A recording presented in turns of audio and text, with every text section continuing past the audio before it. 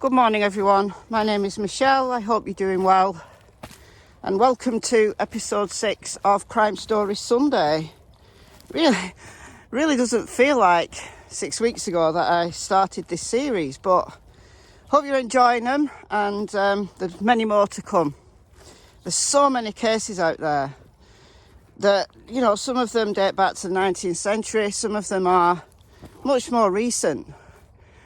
But there's just some cases that you think, this can't be true, this can't be real.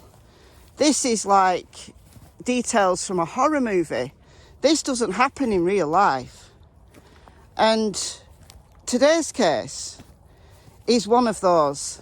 So Robert Willie Picton is a Canadian serial killer, known to everybody as Willie, so I shall call him Willie throughout this video. He's gained the illustrious title of Canada's possibly most prolific serial killer in Canadian history. He eventually was convicted of the murder of 6 women, but he actually confessed to 49. But the truth of the numbers, we just don't know. The details are just clouded in horror. There's no other way to describe it. No other way to describe it. So let's get into the details. Robert William Picton was born to Leonard and Louise Pickton. Leonard died in 1978 and Louise quickly followed him and went to her grave in 1979. And they were a family of pig farmers. They did their own slaughtering, butchery, etc. They were the whole outfit. About 17 miles outside of Vancouver in rural British Columbia. He had an older sister called Linda who was sent to live with relatives in Vancouver, in like civilization, I guess, because it was deemed unladylike for a little girl to grow up on a pig farm. I find that interesting. I don't quite know what to make of it. I just find it an interesting little detail that a pig farm is an inappropriate setting to raise a lady. But then that left Robert and his younger brother David. So Robert Willie was the middle child. There was Linda, then Willie, and then the youngest was David. And they both began working on the pig farm very early. Right? They were, I guess you would say, free labour. It's not unusual for children who grow up on farm to have their chores, to be learning the farming trade from an early age. But Louise, Willie and David's mother, was incredibly demanding. They had to work long hours on this farm for Louise. And she really didn't give them very much in return. She was very demanding. She prioritised the pigs. Now, I don't know whether she prioritised the pigs' welfare or she prioritised the fact that these pigs were her business, her livelihood, and were earning her a lot of money. And she just saw Willie and David as free labour. I don't know. I guess the latter. They had no real training in personal hygiene. When they were little, Louise would send them to school smelling. They just weren't taught how to wash, how to look after themselves. And she spent so much time on the farm that she didn't care about their personal hygiene either. So they went to school unwashed, in dirty clothes, reeking of pig manure. You can understand why children in Willie and David's company started to bully them and make fun of them. You know, kids can be really cruel. And the brothers earned the name of Stinky Piggy. It's the Stinky Piggies. But having said that, Willie was strongly attached to his mother. His father was distant and apparently abusive. Now I'm wondering, and it's my speculation, as to whether Linda, the eldest sister, was sent away because the father was so abusive and the mother just couldn't be bothered with raising a girl. But anyway, when Willie was in his early teens, he used his savings. You know, he got a little bit of pocket money and he saved it all up and he bought himself a calf. I don't know why he bought himself a calf, but he did. And this calf lived in one of the barns. And Willie loved this calf. He was raising it, looking after it. I don't know whether it was a boy calf or a girl calf. So I'm sorry, I'm just calling it the generic it. But one day, he was told by his mother to go into the barn, and there he found the calf hanging up in the barn, slaughtered. And this is the kind of thing that Louise and Leonard would do. You know, they were cruel. They perhaps saw that Willie had this love and attachment for this animal, and maybe they didn't value the lives of animals, perhaps. And maybe, my speculation, but maybe they were trying to teach Willie a lesson of, you know, don't become too attached to anybody. Anyway, Willie dropped out of school in 1963 at the age of 14. So I don't think I told you his birth year at the beginning, but his birth year is 1949. So he's 14 in 1963. And he got a position as a butcher's apprentice. You know, this pig farm was the whole operation. They had their own slaughtering facility. They did everything. They raised the pigs, they slaughtered the pigs, they processed the pigs and sold it on to the community. So I guess Willie was joining the family trade. 1970, he left his apprenticeship, thought he'd learnt enough, and he went to work full-time on the farm. And as I said before, his father died in 1978 and his mother a year later, and this left the entire pig operation to Willie and David. So from the late 1970s, Willie and David inherited this good business. I dread to think about the welfare of those pigs, but yeah, they inherited the whole thing, so they were set for life, right? And that's where the story should end. You know, Willie was a trained butcher. They'd worked on this farm all their lives. They knew the ins and outs of the business. They knew the pig trade. So they should have been set for life. But in fact, no, the brothers weren't really interested in the pig farm. I think they'd probably, you know, spent too many hours being treated as free labour, being bullied for the fact that they smell. And they didn't want it. But instead of just kind of selling it and, you know, taking the profits from the sale and starting new lives, which they could have done, they didn't do that. Instead, they decided to use the land and the properties and the buildings for a different enterprise altogether. So they registered with the Canadian government a non-profit charity, get this, called the Piggy Palace Good Times Society. And from 1996, this charity operated from this pig farm. Now they still had some pigs. They still did run the farm, but it was neglected. They didn't raise many pigs. They were basically just, you know, raising pigs to sell to the local community. They weren't building the business as Leonard and Louise had done. Instead, they concentrated on this non-profit organisation. And the idea was to manage special events, to organise and operate functions, dances, shows, exhibitions. That was what the non-profit was registered to do, not what it eventually became. It very quickly became something very, very, very different. In fact, its wild parties included raves, and they would bring in sex workers from Vancouver and have wild sex parties that they'd charge people to enter.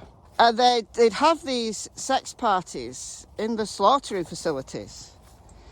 They'd converted one of the slaughterhouses into a kind of party venue, for the want of a better word.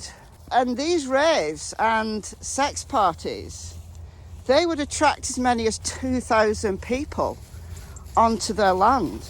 Members of the Hells Angels used to attend, and it became well known. And Willie and David were reaping in the benefits of this new venture in more ways than one. They were enjoying it perhaps a little too much. Now, it's interesting that in 1998, the Pictons were actually sued by the local government, having altered a large building, so one of the slaughterhouses, into something that was non-agricultural. So even though they had this organisation registered as a non-profit, they were breaking local laws.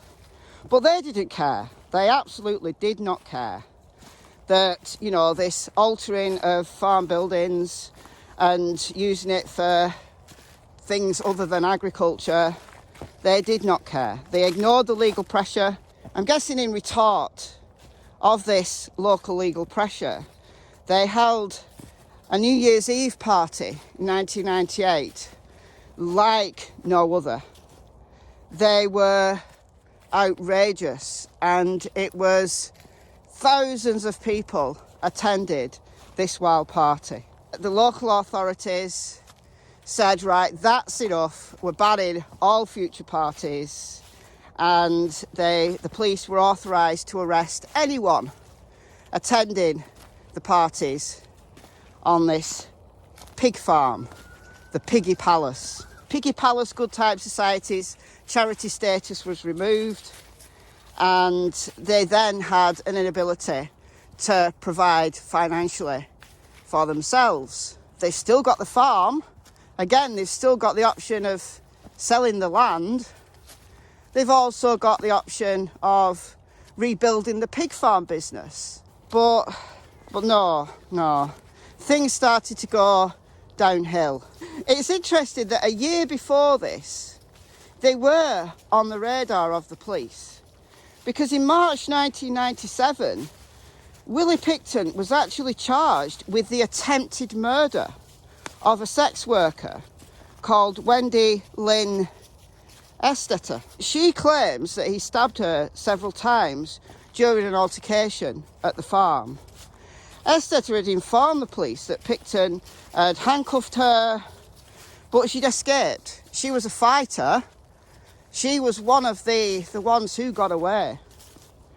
But she went to the police, right, with these stab wounds. She'd fought back though, so Willie was also kind of damaged. She'd stabbed him back. She'd disarmed him and stabbed him back.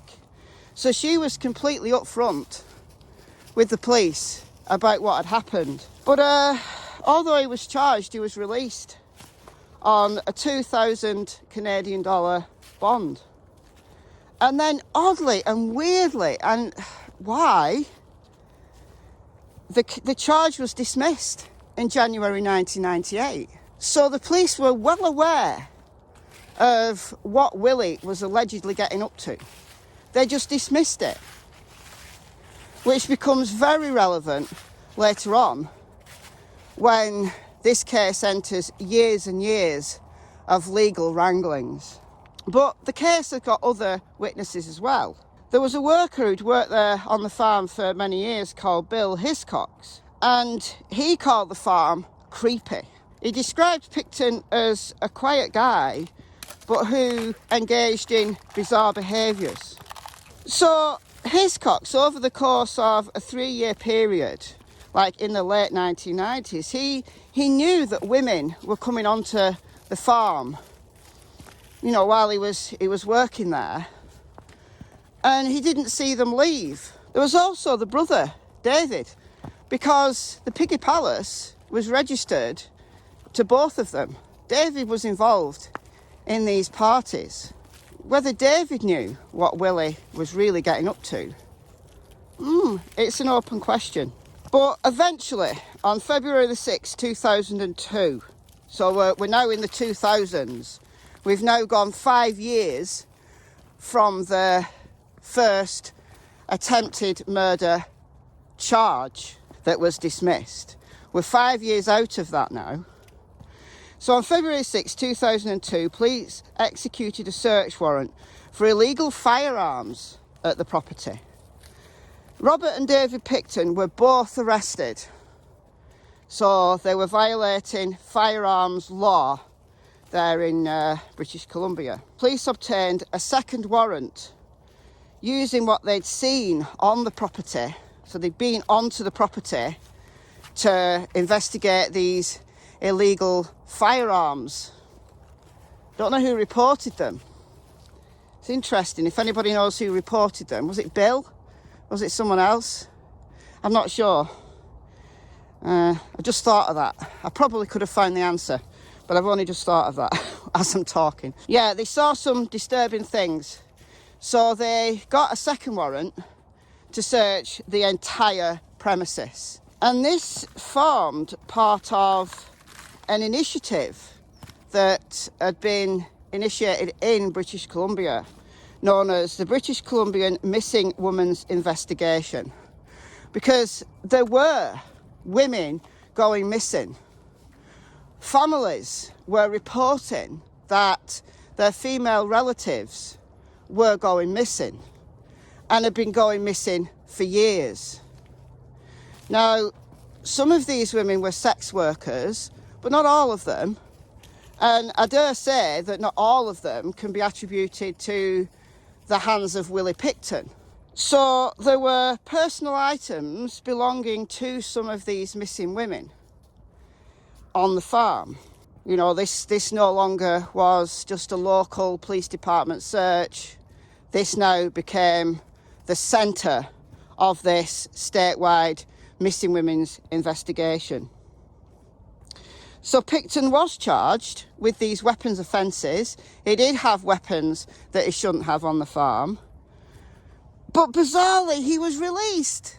Both David and him were released. But Willie was kept under police surveillance. This was a statewide investigation of lots of missing women, and the police knew that they'd hit on something. And I think they released Willie strategically, because being charged with a weapons offence is one thing, but when you're potentially investigating the murders of many missing women in the state, then it's strategic to let the main suspect go. And he thinks he's home and dry. You know, in 1997, he got away with an attempted murder. His case was dismissed. So he perhaps felt that he could, charm the police, maybe. And as long as he just denied everything, and, you know, just this, you know, country bumpkin, I'm just a farmer, I tried to set up an organisation, it got out of hand. You know, you can imagine, can't you? You can imagine. Already the leading suspect in the case of Vancouver's missing women, it was a relaxed Robert William Picton who sat down with police. Do you drink? Oh, no, I don't drink, I don't smoke, I don't use drugs, and then everybody says, how come your eyes are so bloodshot? I says. This tape is now public because it's evidence at this judicial inquiry, trying to find out whether police should have arrested Picton earlier. During the interrogation, investigators asked him about a vicious knife fight with a woman at his farm. I turned around, I didn't take the knife away from her. I did not take the knife away from her. I aimed it to her and I knifed her twice. I did that. I admit I did that. That's one thing I shouldn't have done. 2 hours of questions, no incriminating answers. So you've never taken any of the prostitutes back to your trailer? Not since this incident, no. Hey. But before that incident? No. So the strategic release proved very effective, because undercover they watched Willie and they watched what he was getting up to. So on February 22nd, Willie Pickton was arrested and charged on 2 counts of first-degree murder. This was for the deaths of Serena Abbotsway and Mona Wilson. A couple of months later, on April the 2nd, 3 more charges were added to these murders. Jacqueline McDonnell, Diane Rock and Heather Bottomley. A sixth charge for the murder of Andrea Josbury was laid a week later on April the 9th. Then there was a seventh, Brenda Wolfe. A few months later, on September the 20th, 4 more charges were added. So he was charged with the murder of Georgina Papin, Patricia Johnson, Helen Hallmark and Jennifer Firminger. 4 more charges swiftly followed. Heather Chinnock, Tanya Holleek, Sherry Irving and Inga Hall were laid against Willie on October the 3rd, bringing that total of first-degree murder accusations, charges, to 15. This became the largest investigation of any serial killer in Canadian history. But there was more to come. On May 26, 2005, so this was a lengthy investigation, 12 more charges were laid against Picton for the murders of Cara Ellis, Andrea Bohaven, Diane Lynn Jones, Marnie Frey, Tiffany Drew, Kelly Koski, Sarah De Veers, Cynthia Felix, Andrea Jardine, Wendy Crawford and Diana Melnick. And there was a further one, a Jane Doe, who was a missing woman that they had no ID for. So this brought the total of first-degree murder charges to 27. So throughout all of this time, Willie was in jail. No. No.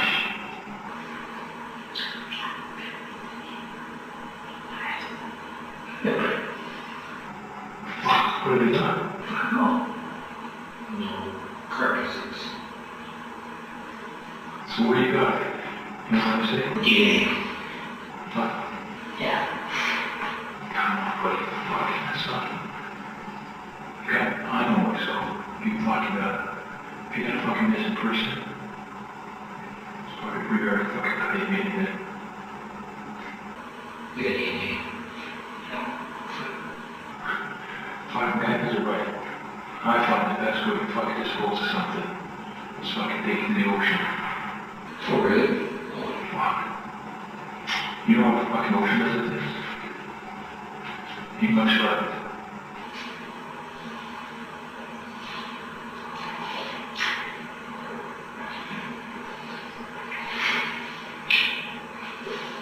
And even that. Who? Me? No.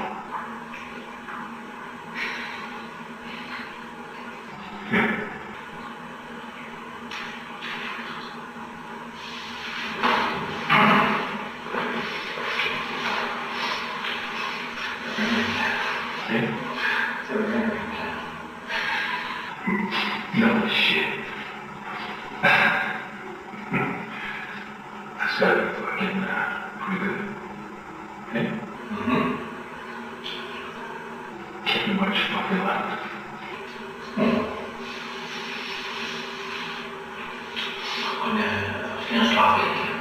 A complete and full excavation of the farm, its buildings and its land continued. So from those first arrests in 2002 up to the end of 2003, the manpower, the resources needed to fully excavate this land cost Canada an estimated 70 million Canadian dollars. This was according to figures released by the provincial government. But despite all of this money being thrown at this operation, forensic analysis proved really difficult. So many of these bodies, and remember Willie eventually confessed to 49, many of them had just been left to decompose. More alarming though, they'd been eaten, not only by insects, but by the few pigs that Willie and David still kept on their farm.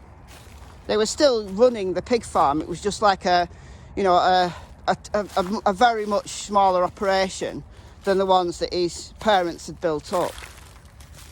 But, you know, he was allowing his pigs to eat these dead bodies. Whether he was feeding them or just allowing the pigs access to them, I think is a moot point. The fact is, you know, pigs will eat anything, and pigs love a good feast.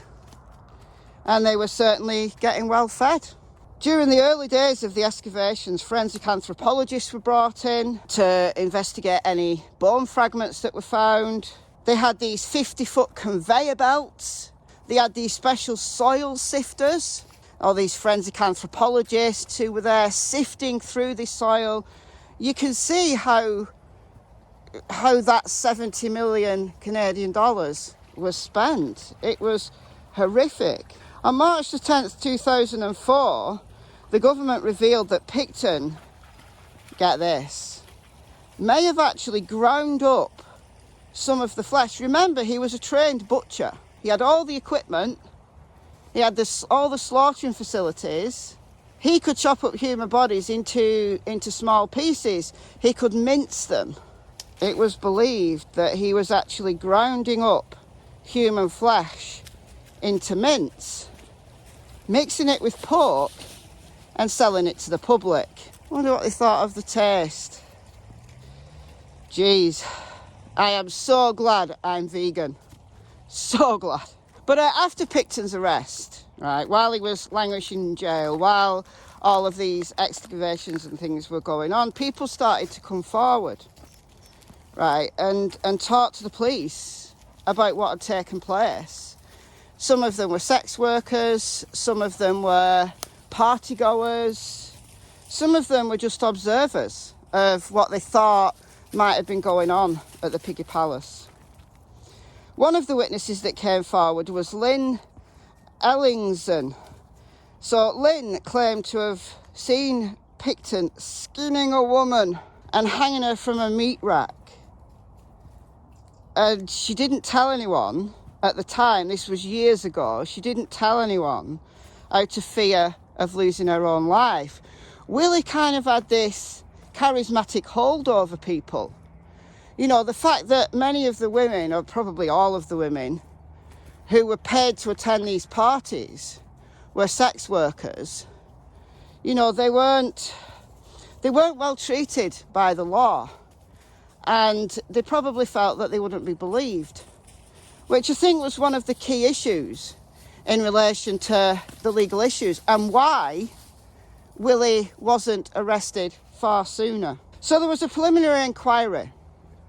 Right, while these excavations was going on, you know, there was a desk-based inquiry going on as well. It revealed that in 1997, Willie had, in fact, been charged and dismissed of attempted murder, Wendy, Lynn, etc. She actually testified at the inquiry that Picton had driven her to the farm, had sex with her. During course of this, he put handcuffs on her, he stabbed her, she got away and stabbed him back in self-defence. As we've already seen, that was dismissed. You know why that was dismissed? Because she wasn't considered a suitable witness. She wasn't considered somebody who could reliably, you know, stand up in a witness box and testify against Willie, because she was a sex worker with a drug addiction. So perhaps no one would believe her. And it was her word against his. And unfortunately, they made the wrong call. And unfortunately, he was let go. And if he'd have been, you know, charged at the time, imprisoned at the time, and the whole thing shut down, many people would not have died. People would not have died. Police started to talk as well. In 1999, Canadian police had received a tip that Picton had a freezer filled with human flesh on his farm. They interviewed him, he denied it, they just left it. Oh, okay. You know, they probably thought there was some kind of vendetta against him. You know, he was a bit of a weird guy, just a bit of a vendetta against him. Eventually, after all of these investigations and inquiries were completed, Picton's trial finally began on January the 30th, 2006. He pleaded not guilty to 27 charges of first-degree murder. So this trial went on for months. The first kind of part of it was to determine exactly what evidence should be presented to a jury, because there was just so much. And there was a ban on media reporting. So reporters were not allowed to disclose any of the material presented in these preliminary arguments. And then on March the 2nd of this year, 27 counts were rejected. The 27 counts of first-degree murder were rejected by Justice James Williams for the lack of evidence. What? 70 million Canadian dollars spent, and there was a lack of evidence. Then later in the year, on August the 9th, Judge Williams decided to split this all up into 2 trials. So he was going to have 6 counts at one trial and then 20 counts at the other trial. And I don't know what happened to the 27th. So the trial proceeded just on the basis of 6 counts. And these further 20 counts would be held at a later date. But they were eventually dismissed in 2010. The judge stated that the 6 counts he chose to take forward in the first trial were materially different than the others. You know, there was stronger evidence for these. So, yeah, it makes sense to try him on these, convict him of these. And then I guess the judge might have been thinking that if he's found not guilty, then they'll have another trial. They'll bring some more evidence against him. So while the way that the judge behaved has been criticised heavily, I can understand that aspect of it at least. So we had to wait until January the 8th, 2007 for that trial, that first trial on the 6 counts of first-degree murder to get going. Picton faced first-degree murder charges for the death of Frey, Abbotsway, Papin, Joesbury, Wolfe and Wilson. Canadians for the first time heard the details of what was found during this extensive investigation. They found skulls cut in half, with hands and feet stuffed inside them that had just been cleaned of all the flesh. Like he'd been doing weird things with these skeletons. The remains of one victim was found stuffed in a garbage bag. Her blood-stained clothing found in Picton's trailer. Part of another victim's jawbone and teeth were found in Picton's slaughterhouse. Guns were found. There was one, a .22 caliber revolver with a dildo attached to it, containing both his and one victim's DNA. The mind boggles. In a videotape recording played for the jury, Picton claimed to have attached the dildo to his weapon as a silencer. Okay, so further details. Lab staff testified at the trial that there was about 80 unidentified DNA profiles found on the farm. Roughly half male and half female. Now remember that there's this Piggy Palace Good Time Society had these wild parties. So this DNA was probably left behind from these wild parties. The items police found inside Picton's trailer, so the revolver, as we've already mentioned, other handguns, night vision goggles, furry handcuffs, Spanish fly, an aphrodisiac. There was a videotape of Picton's friend, Scott Chubb, and Scott Chubb says Picton had told him a good way to kill a female heroin addict was to inject her with windshield washer. An associate named Andrew Bellwood said Picton mentioned killing sex workers by handcuffing and strangling them and then bleeding and gutting them before feeding them to his pigs. Photos of the contents of a garbage can were found in Picton slaughterhouse, in which were the remains of one victim, Mona Wilson. Now, eventually, you want to know the verdict. On December the 9th, 2007, the jury returned a verdict that Picton was not guilty. You heard it. Not guilty of first-degree murder. However, they did find him guilty 6 counts of second-degree murder. And when he was sentenced, the judge decided to give him the maximum possible sentence for these 6 counts of second-degree murder. So it didn't actually matter. It would have been the same sentence anyway. And it's the maximum in Canadian law, no possibility of parole for 25 years. I think, quite frankly, the chances of Willie Picton seeing freedom anytime soon is unlikely, because he'd been sentenced to the maximum possible that Canadian law will allow. They didn't need to try him again for these 20 murders, the other 20 counts, I guess. So that kind of makes sense. Willie tried to appeal and went all the way up to the Supreme Court, and they said, "You have got to be kidding me. You have got to be kidding me.